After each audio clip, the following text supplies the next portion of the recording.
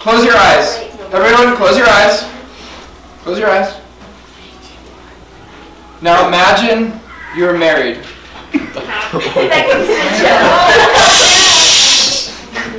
Imagine you're married. Wait, do you have to imagine? Because that's kind of hard to imagine. No, I already have. Okay, man. No children. So you're married. No children. You have lived in this same place your whole life. This place is comfort to you. It's your home. You not only have lived there your whole life, but all your relationships are there as well. God then calls you to get up and leave and go to another country you have never been before.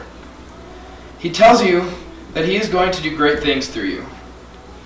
What is your thought process? I'm going to Iraq. Do you stay? Do you question God? Do you go? Now imagine that after you uprooted you and your spouse to go to this new country, you have no children, but you are promised your name will be blessed, and your offspring shall inherit the land. However, you are well past the point of having children. Does this make sense to you? Would you trust God at His word? Or would you doubt Him? What if God promised that you would have a child, but you saw no promise of this for 15 years? Then, after 15 years, rather than God giving you the child, He reassures you of the promise that He made you. How would you feel now? Have you kept the faith and trusted God's promise through those 15 years? Or have you lost hope? What if God reassured you of this child, but then you still waited 10 more years? To put it into context, you as the male are 100 years old, and you as the woman are 90 years old. Do you still have faith that you will have a child? Now, imagine that after waiting 25 years for this child, for your son, your only son, whom you love with all your heart, God calls you to offer your son up as a sacrifice to God Himself. Now where is your faith? Dear Heavenly Father, Lord, just thank you for the opportunity to just come and just share in your word and just learn about all your different gifts that you are bestowing upon Christians in your church to grow the church and to build it up and to edify you. I pray for tonight, and I pray that the words that I would speak are not mine at all, but ones that you just have put on my heart to share, that I would totally just be a canvas up here for you, God. I pray that you would touch the hearts of the students here, that they would hear what they need to hear, what you want them to hear. And I pray that we would truly dive into this concept of what it really means to have faith. So I pray all these things in your name. Amen. Awesome. So Hebrews 11:1 is, if you guys know Hebrews 11:1, it's my favorite verse. And it is, faith is the assurance of things hoped for and the conviction of things not seen. So it's the assurance. It's a confidence, and you're so confident in things that you can't see. You don't even know what's going to happen, but you have trusted God, you have trusted, and you have had faith, and you have confidence in this future, whatever is going on. And it's the conviction of things not seen. So it's the belief, it's the solid rock belief, whether it be the belief that we didn't see Christ die and rise again, but we have faith, we believe in that, we are convicted of that, and because of that, that results in how we act and how we live out our life. Which is why, for me, faith equals belief in the truth of who God is plus action. We see this lived out by Abraham, was first known as Abram, in Genesis, and just how the promise that God had for him to move his family and to go to the land that God was eventually going to give to Israel, and to bless his offspring. And so, background that I'm going to go into before we get to chapter 22 is in Genesis 12, 1 through 5. You don't have to turn there, I'm just going to read. The Lord said to Abraham, "Go from your country, your people, and your father's household to the land I will show you. I will make you into a great nation. I will bless you. I will make your name great, and you will be a blessing. I will bless those who bless you, and whoever curses you, I will curse. And all peoples on earth will be blessed through you." So Abraham went, and the Lord told him, and Lot went with him. So I just want to quickly just to see that. God called him, go and do this. And then right away, the very next verse, so Abraham went, and the Lord went, and he went. Abraham was 75 years old when he set out from Haran. He took his wife Sarai, his nephew Lot, and the possessions they had and accumulated, all the possessions that they had accumulated and the people they had acquired in Haran. And they set out for the land, Canaan, and they arrived there. So that's chapter 12. Later, verse 13, we see the first sign of the promise that he's going to have offspring, and this offspring is going to inherit the land, and his offspring is going to be the number of sand, that you can count the sand, and the stars. And then again, God reassures him in Genesis 15, 1-6. After this, the word of the Lord came to Abraham in a vision. Do not be afraid, Abraham. I am your shield. I am your very great reward. But Abraham said, Sovereign Lord, what can you give me, since I remain childless, and the one who will inherit my estate is Eliezer of Damascus? And Abraham said, You have given me no children, so a servant in my household will be my heir. When the word of the Lord came to him, This man will not be your heir, but a son who is your very own flesh and blood will be your heir.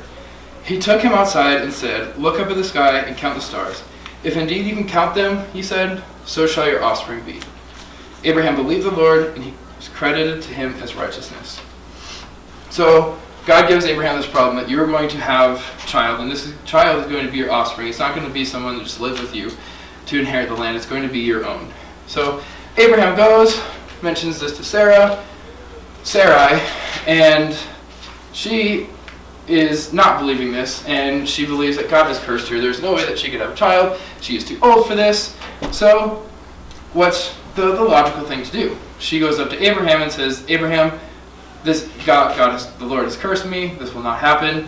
For you to be able to inherit this offspring that God has promised you, you are going to need to, the text says, enter into my servant, Hagar, who is an Egyptian slave that they have, their servant. You are to have sexual intercourse with her and bear a child with her, and that's God, your offspring. And this happens. Hagar is bore a son, and they give him the name Ishmael. It's kind of funny. How many times in our life, how many times has God promised something, and rather than waiting in patience for his timing, do we feel like we have to take matters into our own hands?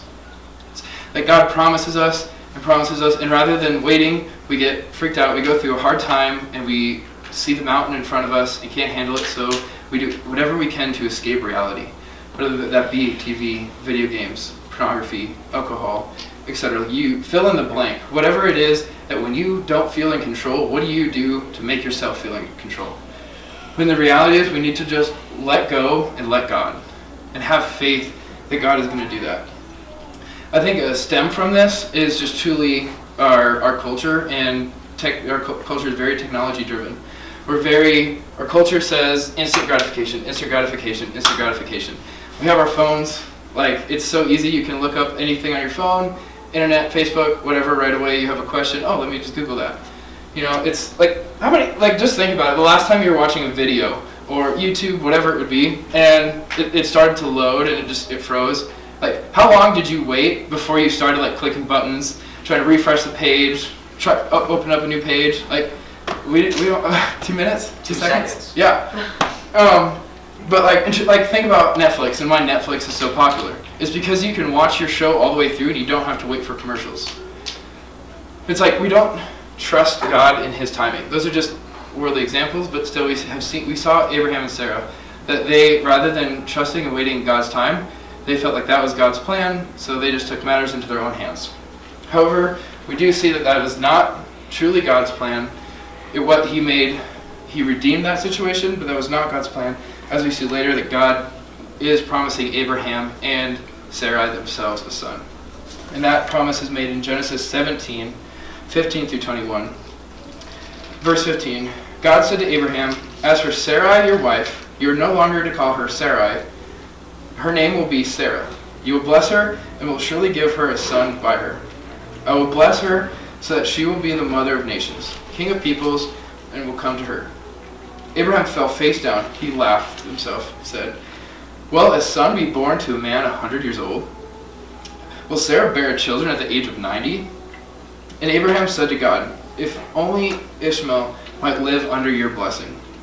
Then God said, "Yes, your wife Sarah will bear you a son, and you will call him Isaac. I will establish my covenant with him as an everlasting covenant for his descendants after him.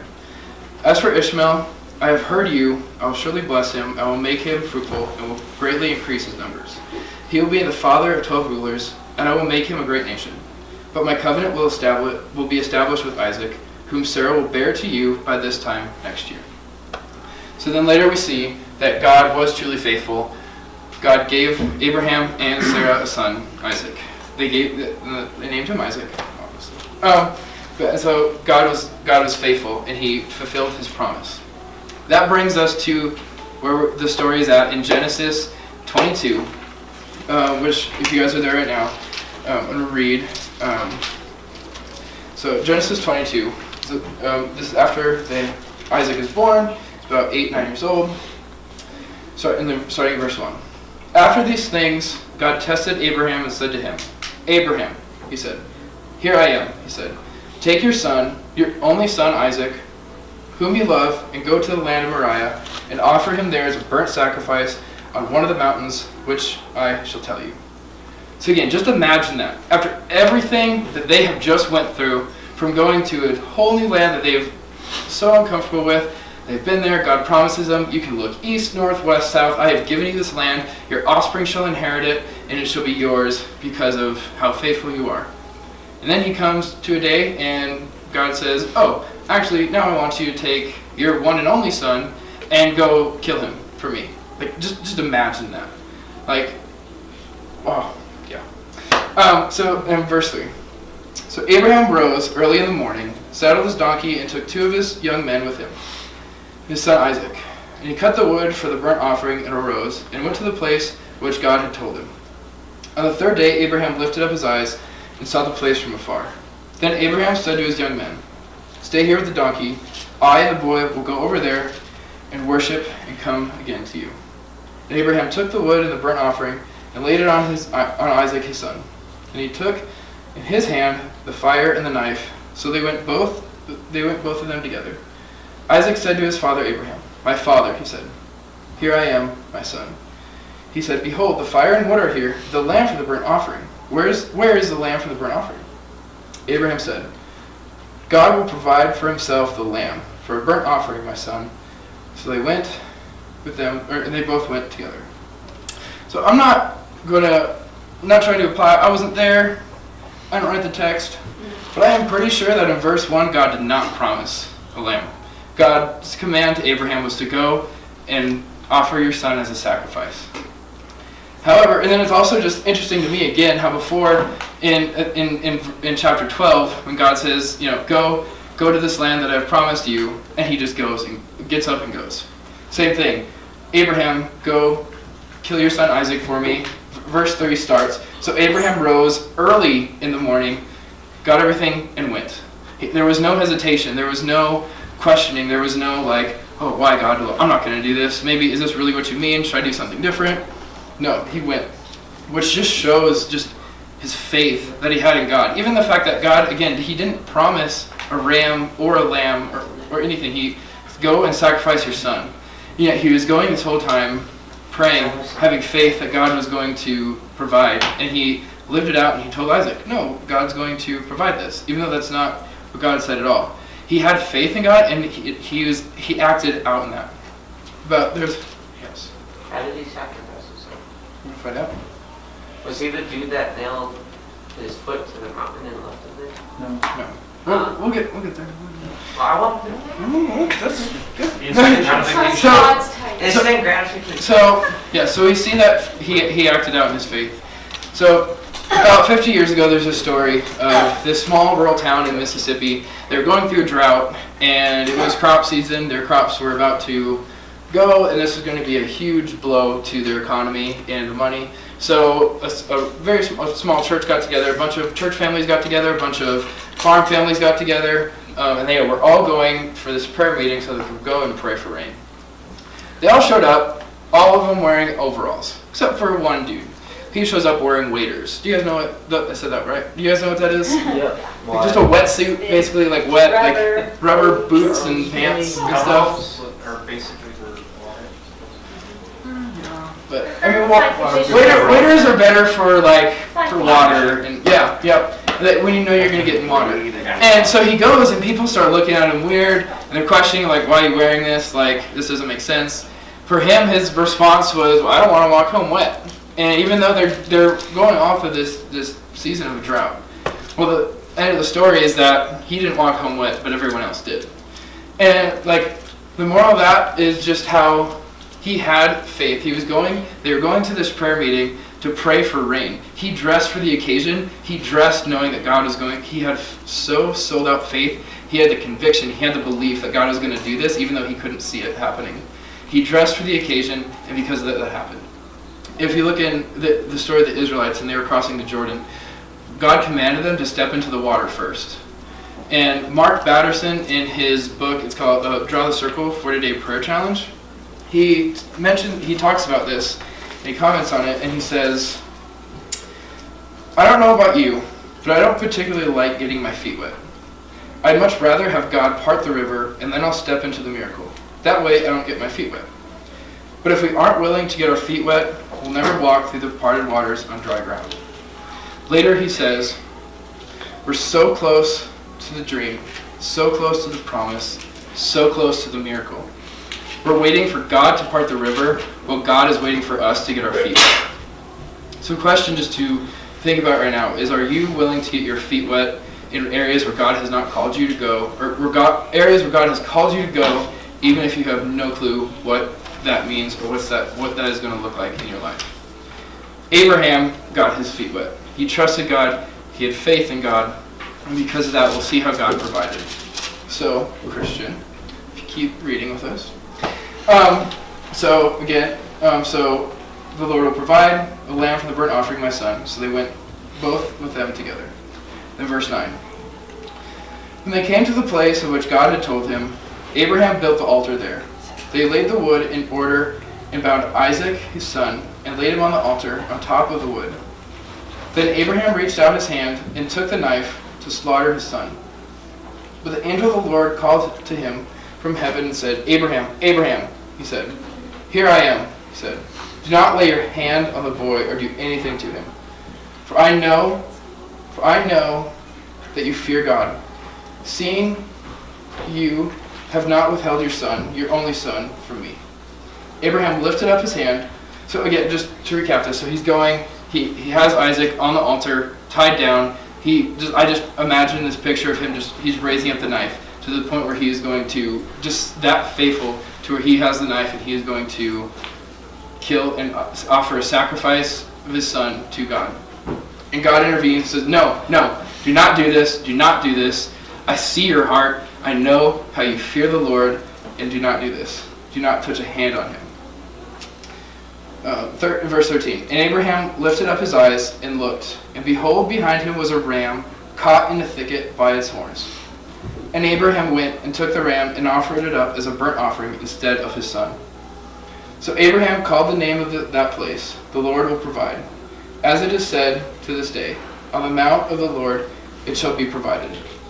And the angel of the Lord called to Abraham a second time from heaven, and said, By myself I have sworn, declares the Lord, because you have done this, and have not withheld your son, your only son, I will surely bless you, and will surely multiply your offspring as the stars of heaven, and as the sand that is on the seashore. And your offspring shall possess the gate of his enemies. And in your offspring shall all the nations of the earth be blessed, because you have obeyed my voice. So Abraham returned to his young men, and they rose and went together to Beersheba. See, the truth is that having just faith is not good enough. Yes, it is faith alone that saves us, but like James says, faith without works is dead. The other thing to point out is just the truth that God honors those who are faithful to him. Because from Abraham came Isaac, Jacob, and then Jacob had 12 sons. Those 12 sons also came out and are also known as the 12 tribes of Israel. If you also then look at Matthew chapter 1, and you look at the genealogy of Jesus Christ, who is the first name mentioned? Abraham.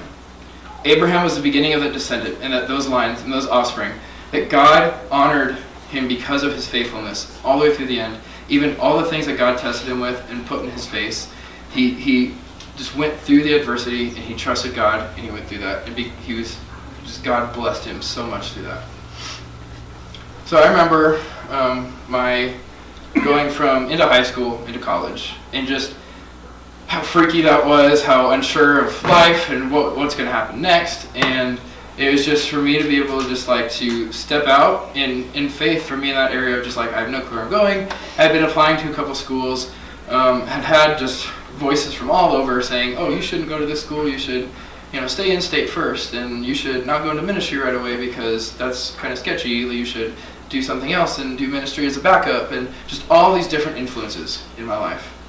And I had heard about CCU, applied to Colorado Christian, and I had then started thinking about it, praying about it, and really felt that that's where God was calling me to go. But then the struggle was arguing with my parents, and they were really not sure of it because of how expensive CCU was and is very much still, and just how expensive it is, and for them to just like, I don't know if you can do this, especially if you're going to go there and be on your own, and then you're going to have these loans to pay off, and you want to be a youth pastor, like, are you crazy? Like, I truly believe that this is where God is calling me to go to. And that's the thing about faith, is that faith takes impossible situations and makes them possible. And that's truly what faith is. And so through that, I was like, I really want to go to CCU. And at this time, especially with the odds of, it was April, it was really this time period. And so I'm like finishing up my senior year, living in South Dakota. Denver's 12 hours away. My parents were in the process of, we were moving, so my mom wasn't even living with us during the weeks. So she was like 4 hours away. So like the chances of us even going is like highly unlikely. And then out of nowhere, my mom's like, hey, if you're really serious about this school, let's go and view it. So I was like, oh, that's so awesome. I leave the house, my dad gives me an envelope, he says, give this to your mom, there's some papers in it that she needs. I go, I see my mom, and she looks in the envelope. Well, little to my knowledge, there was a smaller envelope in it that I had not known at all. And it was money that my dad had given me for a deposit to put down for the school.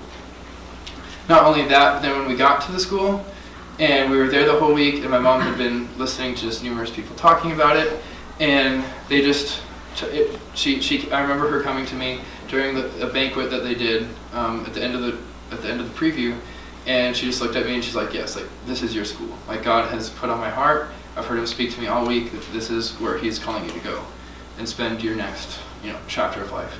So, got CCU, got accepted, came, so brought me to CCU, just came out in pure faith of like, okay, this is where we're going. I have no clue what's going to happen in these 4 years, but this is where we're going. Jump ahead to now, 4 years later, where I was totally wrong, and I thought, and now I'm like, that was the easy part. Now the hard part is now that I'm going to be graduating in 5 weeks, it's going from college into the world. And just that I have no clue, like if I'm really honest, like what the next couple months look like at all. And so for me, it's just truly, God is putting me through a season right now to truly just trust him, to lean on his word, and to have faith. Faith, because I really can't see. I don't know what's going to happen.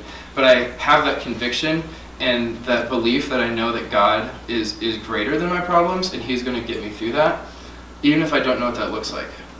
But one thing I do know is that throughout his plan for me is that he is calling me into youth ministry and to be a youth pastor. And so I know some of you know this by now, but just to kind of vocalize it, that it is going to come then as a season sooner or later, I'm not sure on the timing, of leaving this ministry and leaving this youth group, which is really hard because I've been here for 4 years. Like my first Sunday moving to Colorado and going to school here, my first Sunday has been at this church.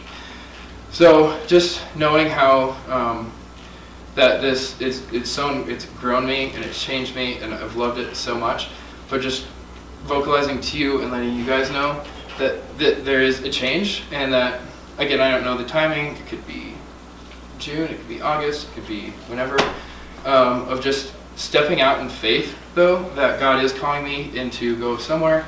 I have no clue where that is, just to have faith and trust Him where I'm going. And so, like Randy had mentioned, with her going on her mission trip, like, I really want you guys to like join me on this as well, in terms of just praying for me hugely, that God directs me and guides me where the path that He wants me to go, but also just to stay in contact. I want to be able to keep up with you guys on what's going on in my life, but also as well as to know what happens in your guys' life and where you guys all end up in the world and when you're 30s, 40s, and that's no, but just to let you know, and just that, and just to see just a living example of living that out. But so I want to end with this question, and don't answer it, but really, really think about it. So, do you have faith that God is truly who He says He is? That God is the God of the universe, and that God sent His Son to die on the cross for our sins? Do you truly, truly believe that? And if you do your actions reflect that? Awesome. I'll pray with that. Dear Lord, I thank you for tonight. Thank you for the spiritual gifts that you have given us, just to edify, glorify the church, glorify you. I thank you for your faithfulness and how good you are to us. I thank you for Abraham and just the example that he set before us, that we would leave here, be able to examine faith in our own life, and be able to really examine, do we have faith? Do we have faith enough to move a mountain? Do we have faith the size of a mustard seed? Do we have faith in who you truly are?